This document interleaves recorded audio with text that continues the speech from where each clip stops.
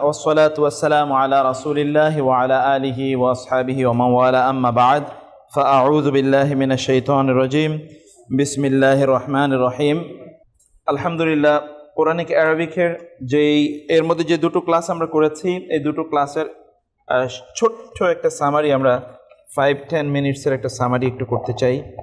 আরবি শব্দগুলো কয়টা ভাগে বিভক্ত বলেছিলাম আমরা? তিনটা ভাগে বিভক্ত বলেছিলাম না, তাই না? যেমন আমরা যদি বিসমিল্লাহির রহমানির রহিম ধরি, বিসমিল্লাহির রহমান, এখানে বিসমিল্লাহর মধ্যে আছে বি ইসম আল্লাহ আর রহমান, তারপর আছে আর রহিম একই। এখানে বাটা আমরা কি বলেছিলাম? হরফ। বাটা কি বলেছিলাম? হরফ। আর ইসম তো ইসেমই, আল্লাহ ইসম এবং আর রহমান ইসম। আমরা যদি বলি ইয়াকা না'বুদু, তাহলে ইয়া এবং কা এবং না'বুদু, ইয়াটা কি বলেছিলাম? ইয়া কা ইসম আর না'বুদু ফেল। না'বুদু কি? ফেল। তাহলে আমরা কি দেখলাম? একটা বাক্যের মধ্যে ইসম থাকে, ফেল থাকে এবং হরফ থাকে। ইসম, ফেল এবং হরফ। ইসমকে আমরা বলেছিলাম যে বিশেষ্য বিশেষণ, বিশেষ্য বিশেষণ এবং সর্বনাম, এই তিনটা হলো ইসম। বিশেষ্য বিশেষণ সর্বনাম, এটা হলো ইসম। আল্লাহ শব্দটা ইসম নাকি ফেল? ইসম। জ্ঞানী ইসম। জ্ঞানী শব্দটা কি? তিনি ইসম। হুয়া কা ইসম। আর রহমান, আর শাইতান, আর রাজিম ইসম। না'বুদু ফেল, আউযু আউযু, নাউযু, কুল কুল ফেল, এগুলো হলো ফেল। তাহলে এতটুকু আমরা প্রথম ক্লাসে আলোচনা করেছি। 2 নম্বর ক্লাসে আমরা আলোচনা করেছি যে ইসিম এর 4টা বৈশিষ্ট্য থাকবে। ইসিমের কয়টা বৈশিষ্ট্য থাকবে? 4টা বৈশিষ্ট্য। প্রথমত হচ্ছে এই ইসিমটি কি হবে? এটা নির্দিষ্ট আর অনির্দিষ্ট, মারেফা অথবা, পরিভাষাটা কি বলেছিলাম? মারেফা নাকেরা। বলেন তো কি বলেছিলাম? মারেফা অথবা নাকেরা। এটা কি হবে? নির্দিষ্ট হবে অথবা অনির্দিষ্ট হবে। নির্দিষ্ট এবং অনির্দিষ্টতার মৌলিক বিষয় আমরা কি বলেছিলাম? নামবাচক হলে সেটা নির্দিষ্ট হয়। কোন একটা জিনিসের যদি নাম বোঝায়, সেটা ব্যক্তির হোক, স্থানের হোক অথবা কোন জিনিসের হোক, সেটা প্রাণীর হোক অপ্রাণীর হোক, সেটা কি নির্দিষ্ট যদি নাম বোঝায়, প্রপার নাউন যদি নাম বোঝায়। আর 2 নম্বর আমরা কি বলেছিলাম? সেখানে যদি আলিফ লাম আসে, যদি আলিফ লাম আসে তাহলে সেটা কি? আসলে এই নির্দিষ্ট বা অনির্দিষ্ট হওয়া, এটা কি ইসমের ইস্যু না ফেলের ইস্যু না হরফের ইস্যু? আমরা কিন্তু ইসম নিয়ে আলোচনা করছি, ফেলে এখনো আসিনি, হরফে এখনো আসিনি, তাই না? অথবা আমরা আলোচনা করছি কি নিয়ে? ইসম নিয়ে। ইসমটা কি হতে পারে? নির্দিষ্ট হতে পারে, অনির্দিষ্ট হতে পারে। অনির্দিষ্ট হওয়ার জন্য আমরা বলেছিলাম যে এর মধ্যে কি থাকবে? তানবিন থাকবে। আর যখন আমরা নির্দিষ্ট করব তখন কি করব? তানবিন ফেলে দেব, আলিফ লাম বসাবো। কারণ আলিফ লাম এবং তানবিন একসাথে আসে না। যেখানে আলিফ লাম থাকবে সেখানে তানবিন থাকবে না, যেখানে তানবিন থাকবে সেখানে আলিফ লাম থাকবে না। ক্লিয়ার? কখনো কখনো আলিফ লাম না থাকলেও সেটা মারেফা হতে পারে। কিভাবে মারেফা হতে পারে? যেমন নাম জায়েদুন, এটা কি মারেফা না নাকেরা? জায়েদুন তানবিন আছে কিন্তু মারেফা না নাকেরা? কেন মারেফা? নির্দিষ্ট কি? নাম। এক্স্যাক্টলি। কি বোঝাচ্ছে? নাম। মাক্কাতু তানবিনও নাই আলিফ লামও নাই, এটা মারেফা না নাকেরা? কেন মারেফা? একটা নির্দিষ্ট শহরকে বোঝাচ্ছে, জায়গাকে বোঝাচ্ছে, স্থানকে বোঝাচ্ছে। বুঝতে পেরেছেন? ডাকা, এখানে পেশ আছে না, জবর আছে না, জের আছে, কিছুই তো বুঝি না, এটা কি মারেফা না নাকেরা? মারেফা। ক্লিয়ার? তারপরে হলো নাকেরা কিসের? সেখানে আমরা প্রথমেই ধরে নেব যদি সেটা তানবিন থাকে তাহলে কি হবে? নাকেরা হবে। যদি তানবিন থাকে তাহলে নাকেরা হবে। মোটামুটি আরো অনেক আলোচনা করেছি, সেই আলোচনার দিকে আমরা যাই না। 2 নম্বরে আমরা বলেছিলাম ওই শব্দটা কি থাকবে? জিন্স থাকবে, অর্থাৎ তার কি থাকবে? জেন্ডার থাকবে, তার জেন্ডার থাকবে। জেন্ডারের ব্যাপারে আমরা মৌলিক বলেছিলাম আরবি ভাষা কটা জেন্ডার, কি কি জেন্ডার, কি কি জেন্ডার বলেন তো, বলতে হবে তো, ভুলে গেলে চলবে না, বলতে হবে, এই জন্য আমরা রিক্যাপ করছি। মুযাক্কার, মুআন্নাস, কি কি জেন্ডার? মুযাক্কার, মুআন্নাস। মুযাক্কার মানে কি? পুরুষবাচক। মুযাক্কার খেয়াল রাখবেন, মুযাক্কার মানে যার জিকির বেশি হয়। পুরুষের কথা বেশি হয় না, নারীর কথা বেশি হয়। কোরআনে ইভেন আল্লাহ সুবহানাহু ওয়া তাআলা মহিলাদের নামও উল্লেখ করেন না অনেক জায়গায়। কেন জানেন? কেন হাইড করে রেখেছেন? সম্মানার্থে হাইড করে রেখেছেন, সম্মানার্থে। কোরআনে আল্লাহ সুবহানাহু ওয়া তাআলা মহিলাদের নামও হাইড করে রেখেছেন সম্মানার্থে। হুরুম মাকসুরাতুন ফিল খিয়াম, এমনিতে তারা কি? কাআন্নাহুন্না লুলুউল মাকনুন। বুঝতে হবে যে তারা হচ্ছে একেবারে আচ্ছাদিত, এরকম একটা অবস্থা থাকে। যেই নারীদের অবস্থা আল্লাহ বলেছেন, তাদের অবস্থা হচ্ছে তারা কাসিরাতুত তারফি আইন, তারা তাদের চোখকে সবসময় কোথায় রাখে? নিচু করে রাখে। অতএব জান্নাতি নারীদের বৈশিষ্ট্য কি? চোখকে নিচু করে রাখে। জান্নাতি নারীদের বৈশিষ্ট্য কি? তারা সবসময় তাদের চোখকে নিচু করে রাখে এবং তারা শুধুমাত্র তাদের স্বামী অথবা যারা তাদের মাহরাম তাদের প্রতি তারা দৃষ্টি দেয়, অন্য কোথাও দেয় না। কসর, কসর মানে হচ্ছে কি? সংক্ষিপ্ত করা। নামাজ কসর করা মানে কি? সেখানে মানে হচ্ছে কাসেরাত, যারা কসর করে, অর্থাৎ তাদের চোখকে সংক্ষিপ্ত রাখে শুধুমাত্র আপন দোজ হু আর মাহরাম টু দেম। অতএব দুনিয়ার নারীদের বৈশিষ্ট্য কি লাগবে? জান্নাতি নারীদের বৈশিষ্ট্য যদি তা হয়, তাহলে দুনিয়াতে নারীদেরকে জান্নাতে যেতে হলে ওই বৈশিষ্ট্য অর্জন করতে হবে, তাই না? সেই বৈশিষ্ট্য তাদেরকে অর্জন করতে হবে। তাদের অবস্থাটা এরকম হতে হবে যে লাম ইয়াতমিসুন্না ইনসুন ক্বাবলাহুম ওয়ালা জান, ইতিপূর্বে তাদেরকে কোনো পুরুষ অথবা কোনো জিন স্পর্শ করে নাই। নারী এবং পুরুষ। মুযাক্কার মানে কি? যার জিকির বেশি হয়, মুযাক্কার পুরুষ। আর মুআন্নাস, এটা কি? মুআন্নাস নারী, মুযাক্কার মুআন্নাস। মুযাক্কার কি? মুআন্নাস। কোন একটা শব্দ মুযাক্কার আমরা কিভাবে বুঝবো? শব্দটা তো এমনিতেই মুযাক্কার, এটা ধরেই নিতে হবে, আনলেস অর আদারওয়াইজ। মুআন্নাস বোঝার জন্য কি লাগবে? সিমটম লাগবে, কিন্তু মুযাক্কার বোঝানোর জন্য কোনো কিছুই লাগবে না। ধরেই নেবে শব্দটা মুযাক্কার, ধরে নেবে শব্দটা কি? মুযাক্কার, আনলেস অর আদারওয়াইজ, যদি না অন্য কোনো বিষয় থাকে। অন্য বিষয় কি কি? যেমন কোন একটা শব্দ মুআন্নাস হতে হলে কি লাগবে? শব্দের শেষে গোলতা লাগবে। আর কি লাগবে? একটু বুদ্ধি করে বলেন। শব্দটা অর্থই দেবে নারীর, মহিলাদের অর্থ দেবে। উম্মুন, এখানে গোলতা আছে না লম্বাতা আছে? উম্মুন কাকে বোঝায়? মা বোঝায়, মাকে বোঝায়। অতএব মায়ের বোঝানোর জন্য কি আলাদা কোনো চিহ্ন লাগবে? আলাদা কোনো চিহ্ন লাগবে না। যদি মা বোঝায় এরকম কোন শব্দ যদি অর্থগতভাবেই নারীবাচক হয়, চাইলে সেটা মুআন্নাস। 3 নাম্বার হলো কনভেনশনালি, অর্থাৎ প্রথাগতভাবে আরবরা ওই শব্দটাকে মুআন্নাস হিসেবে তারা ট্রিট করতেন। যেমন আমরা বলেছিলাম আরদুন। আরদুন মানে কি? আরদুন, শামসুন, সূর্য। শামসুন মানে কি? এই শব্দগুলো আরবরা নারীবাচক বলে, এগুলো তারা নারীবাচক হিসেবেই ব্যবহার করে। অতএব এটা নারীবাচক। কিছু কিছু শব্দের কিছু কিছু চিহ্ন আছে, তার উপর ভিত্তি করে আমরা সেগুলোকে বলি যে এটা মুআন্নাস। যেমন বলেছি তা, গোলতা। আবার কখনো কখনো গোলতা নয়, যেমন আলিফ এবং আলিফে মামদুদা, আলিফে মাকসুরা যদি থাকে তাহলে সেটা কি?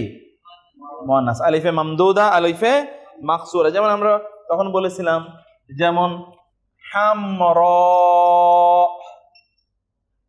বাইদা, তাই না?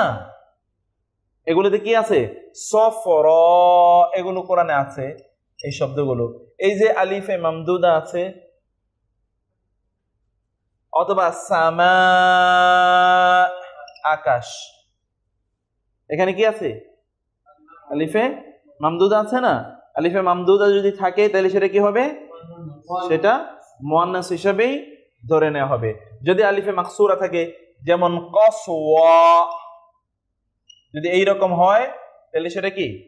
সেটা যদি এরকম হয় তাহলে সেটা কি হবে? আলিফে মামদুদা, এটাও মুয়ান্নাস। যে আলিফে মামদুদা, হামজার পরে কি ইয়া, আর আলিফের পরে ইয়া, আর আলিফের পরে যদি হামজা থাকে তাহলে সেটাকে আলিফে মামদুদা। খেয়াল করবেন, আলিফের পরে ইয়া যদি থাকে তাহলে কি? মাকসুরা। আর যদি আলিফের পরে হামজা থাকে তাহলে সেটা কি? মামদুদা। এই জাতীয় শব্দগুলো কি? মুয়ান্নাস। এই জাতীয় শব্দগুলো মুয়ান্নাস। আমরা এই 4টা পদ্ধতি বলেছিলাম মুযাক্কার এবং মুয়ান্নাসের। আমরা কি বুঝাতে পেরেছি? মনে হয়েছে আপনাদের? মনে পড়েছে? অনেকে কথাই বলেনি, বলতে হবে তো। মনে পড়ছে কিন্তু ক্লিয়ার হয় নাই। আমরা আবার বলি, খেয়াল করেন, শব্দটার শেষে একটা গোলতা থাকবে। শব্দের শেষে কি থাকবে? অথবা শব্দের শেষে আলিফে মাকসুরা থাকবে, অথবা শব্দের শেষে কি? আলিফে মাকসুরা থাকবে। যেমন কোরআনে দেখবেন কুবরা,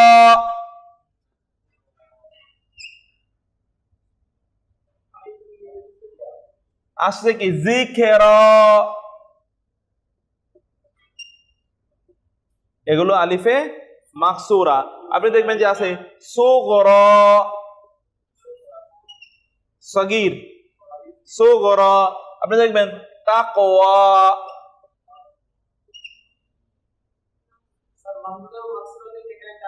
মাকসুরা তো 1 আলিফ টান, মামদুদ 4 আলিফ টান। মামদুদ মানে কি? মদ। মদ করে পড়া মানে কি? লম্বা করে। আর মাকসুরা আসছে কসর থেকে। শব্দের মধ্যে খেয়াল করেন, এটা হলো মাকসুরা, কি থেকে এসে? কসর। কসর করা মানে কি? সংক্ষিপ্ত করা না? আর হলো মামদুদা, মদ। মদ করা কি? লম্বা করে পড়া। অতএব আলিফে মামদুদা মানে হচ্ছে দীর্ঘ ইকার, আর আলিফে মাকসুরা কি? হ্রস্ব ইকার। হ্রস্ব ইকার এবং দীর্ঘ ইকার। এইটা হলো, যেমন এখানে আপনি পড়েন তাকওয়া, আপনি এটা পড়েন তাকওয়া, এরকম পড়বেন না, পড়বেন তাকওয়া 1 আলিফ। আর ওইখানে যখন আপনি পড়বেন বাইদ ওয়ালাদ-দাল্লিন, এইখানে আপনি 4 আলিফ করে টান দিচ্ছেন। সেই জায়গাগুলোতে আমরা আলিফে মামদুদা বলছি। যাই, সেটা আমরা ওই জায়গায় আলোচনা করি না। বললাম প্রথমত কি থাকবে? তার শেষে চিহ্ন থাকবে। চিহ্নের উপর ভিত্তি করে আপনি বুঝবেন। যেমন চিহ্নগুলো, আমরা 3টা চিহ্নের কথা বললাম। 2 নম্বর হচ্ছে শব্দটা অর্থগতভাবেই কি? নারীবাচক। যেমন উম্মুন, যেমন কি? উম্মুন আমরা বললাম শব্দটি অর্থগতভাবেই এটা নারীবাচক, এটা অর্থই দিচ্ছে নারীর। যেমন কারণ নাম আছে মারিয়াম, উখতুন, উখতুন, বিনতুন, কন্যা। এগুলো শব্দ অর্থগতভাবেই নারীবাচক।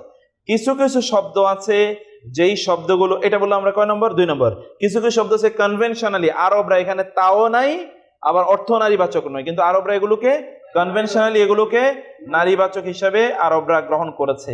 সেই জাতীয় কিছু শব্দ, যেমন আমরা বললাম আরদুন, আমরা বলেছি আরদুন, বলেছি শামসুন। এই জাতীয় শব্দগুলো কি? এগুলো আরবরা এগুলোকে মুয়ান্নাস হিসেবে তারা এগুলোকে গ্রহণ করেছে। কিছু কিছু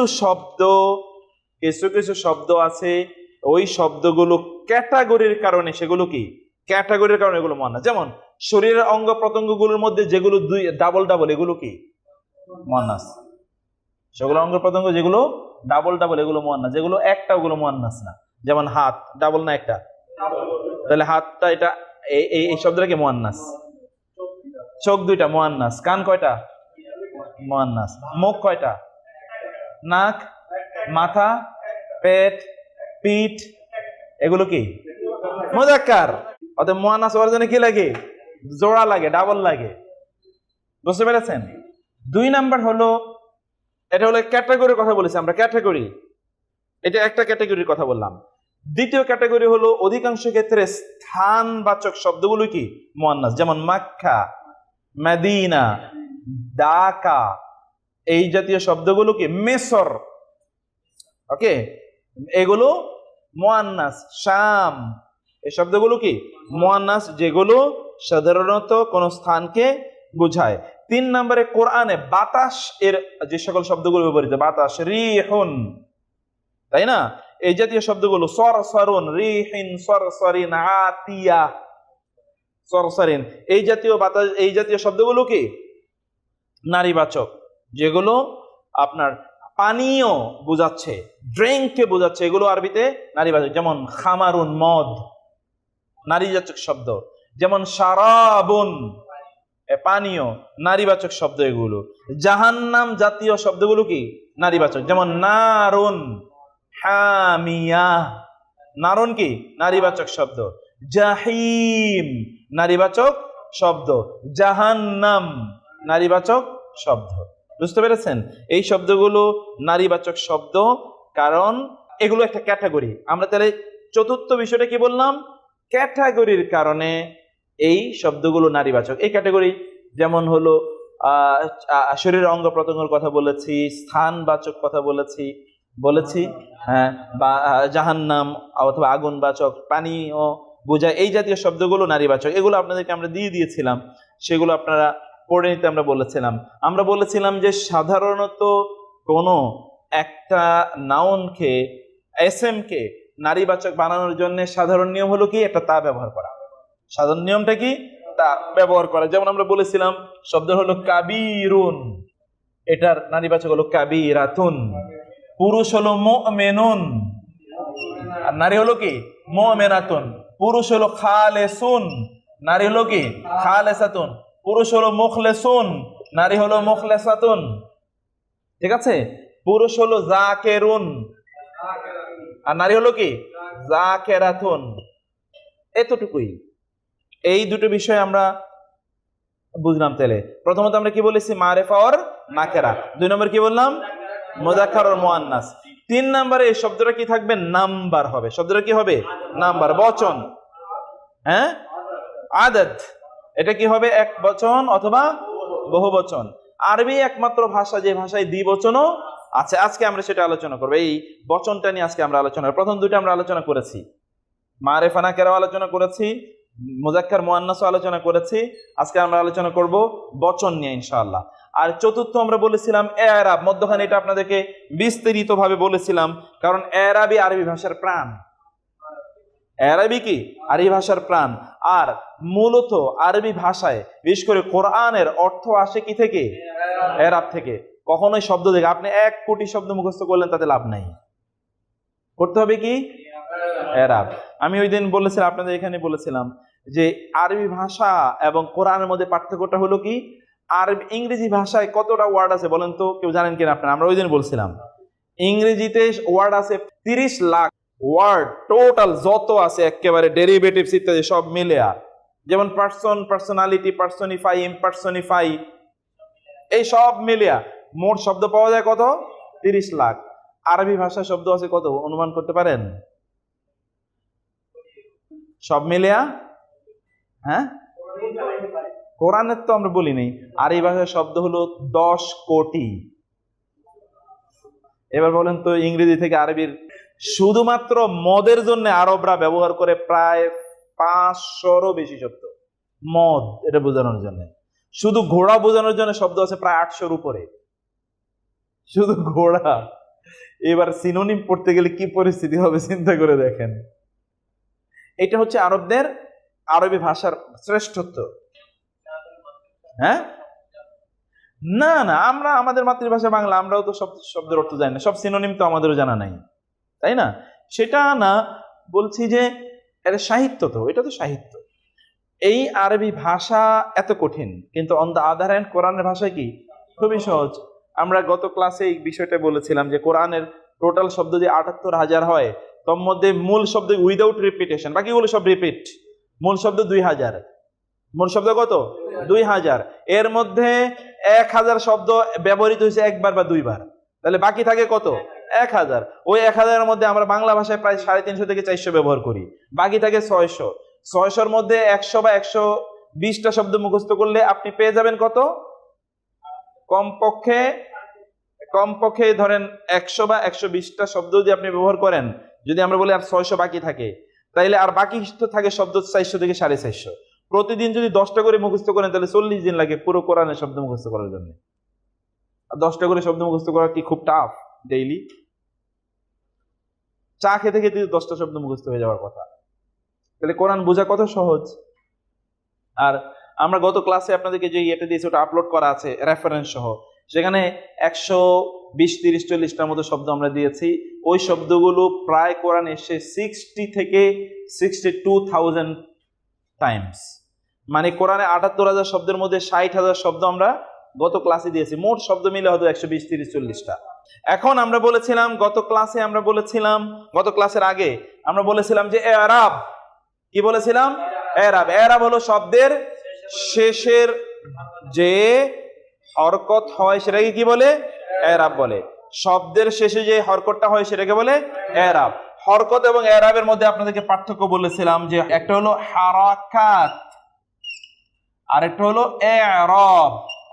হারাকাত হলো যেমন আমরা যদি বলি নাসরুন, এই নুন জবর না, এই যে সোয়াদের উপর সাকিন, এটাকে বলে কি? হরকত, মানে হারাকাত। আর এই যে শেষে যে তানবিন শব্দ সর্বশেষ বর্ণে যেটা আছে এটাকে বলে কি? এরাব। এরাব এবং হরকতের মধ্যে পার্থক্য বুঝেছেন তো? হরকতটা পরিবর্তনশীল নয়, হরকতটা কি? পরিবর্তনশীল নয়, ওইটা অপরিবর্তিত, কিন্তু এরাবটা কি? পরিবর্তনশীল। আপনি কি বুঝতে পারছেন? হ্যাঁ, জটিল হচ্ছে না তো?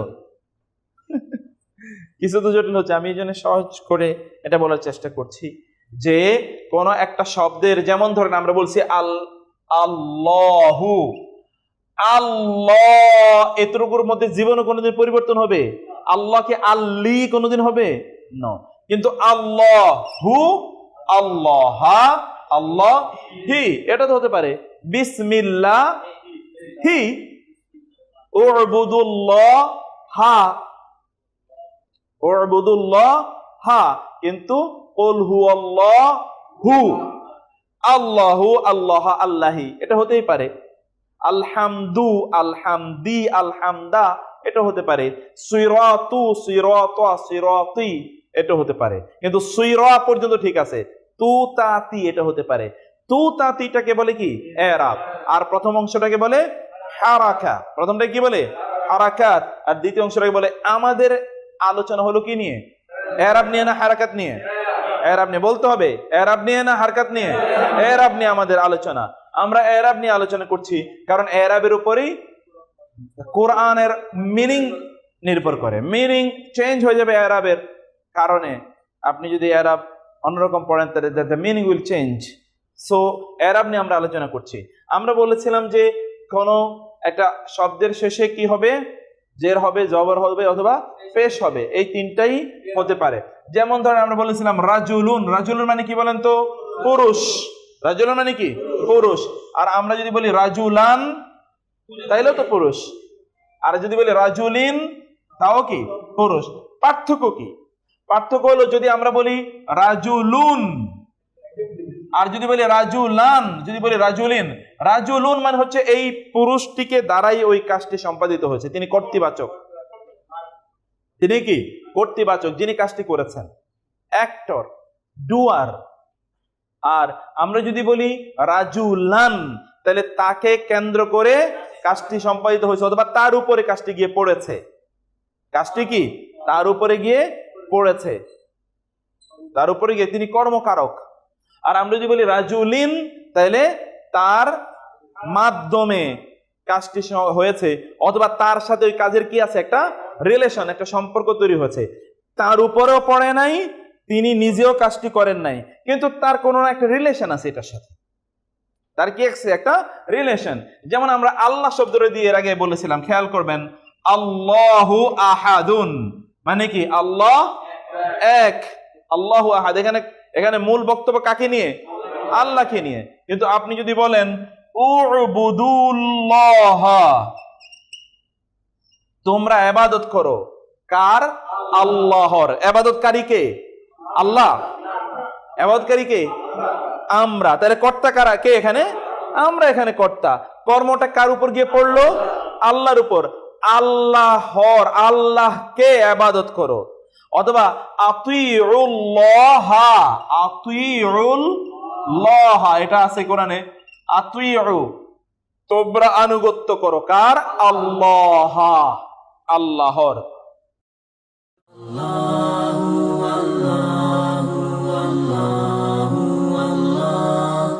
Allah